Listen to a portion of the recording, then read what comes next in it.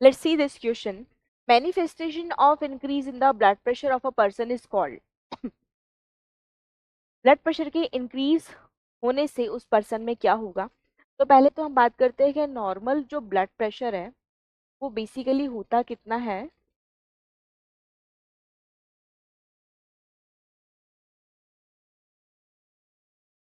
तो ये होता है बच्चों हमारे पास 120/80। ठीक है, 120 here it is systolic blood pressure and 80 is diastolic.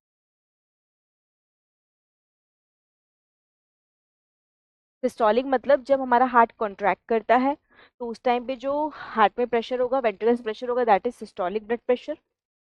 और जब हार्ट में एक रिलैक्सेशन है, वेंट्रिकल्स में रिलैक्सेशन है, तो उस टाइम पे जो प्रेशर होगा that is diastolic blood pressure. ठीक है, तो ये नॉर्मल है।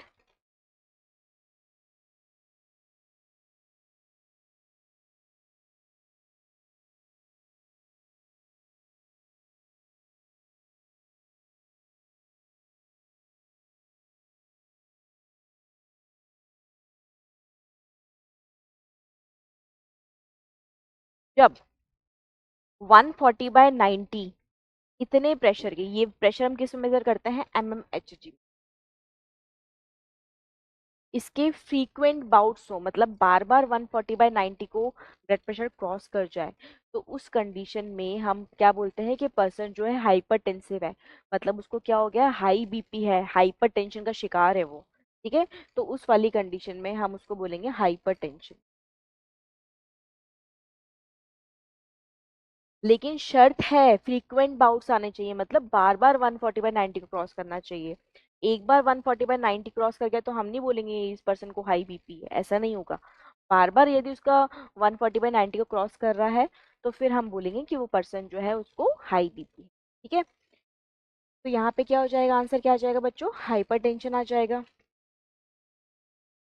एथेरोस्क्लेरोसिस क्या होता है? जब ब्लड वेसल्स के अंदर प्लाक बन जाए, है ना। प्लाक क्या होता है? एक तरीके का इकट्ठा हुआ सब्सटेंस है। प्लाक मतलब कुछ हिंड्रेंस क्रिएट हो जाए। प्लाक किस चीज से बनता है? कैल्शियम, फाइब्रस टिश्यू, कोलेस्ट्रॉल,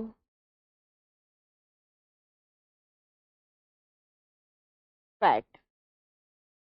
ठीक है, तो जैसे मान लीजिए ब्लड वेसल है, तो इस तरीके से यहाँ पे ये प्लाक बन जाएगा। ठीक है, तो दिस इज प्लाक। और इसको हम एथेरोस भी बोलते हैं।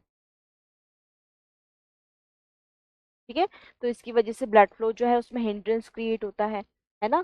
तो ये एथेरोस्क्लेरोसिस है। ब्लड फ्लो में हिंड्रेंस क्रिएट होगा, मान लो एथेरोस्क्लेरोसिस हार्ट के जो कोरोनरी सर्कुलेशन है उसमें हो जाए, तो हार्ट की किसी पर्टिकुलर हार्ट की जो मसल है उसमें पर्टिकुलर जगह पर वहाँ पे क्या होगा? ब्लड सप्लाई जो है वो इनएडिक्वेट हो जाएगी, तो हार्ट मसल डैमेज हो जाएगी। उसकी वजह से angina, heart attack, heart failure जैसे डिसऑर्डर्स उस पर्सन को हो सकते हैं। तो ये एथेरोस्क्लेरोसिस है, तो ये भी हमारा आंसर नहीं होगा। आर्टीरियोस्क्लेरोसिस में क्या है? इसमें जो आर्टरीज हैं वो अपनी इलास्टिसिटी को लॉस्ट कर देती है ना।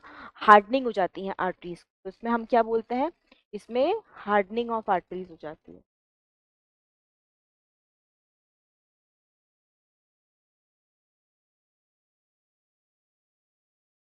हार्डनिंग ऑफ आर्टरीज हो जाएगी, दैट इज आर्टीरियोस्क्लेरोसिस। तो ये भी हमारा आंसर नहीं होगा, है ना। अब ए ऑप्शन हमें मिल गया तो नन ऑफ दीज तो नहीं आएगा, तो ऑप्शन डी भी क्या हो जाएगा? रॉन्ग हो जाएगा बच्चों। करेक्ट आंसर क्या आ जाएगा? Option A.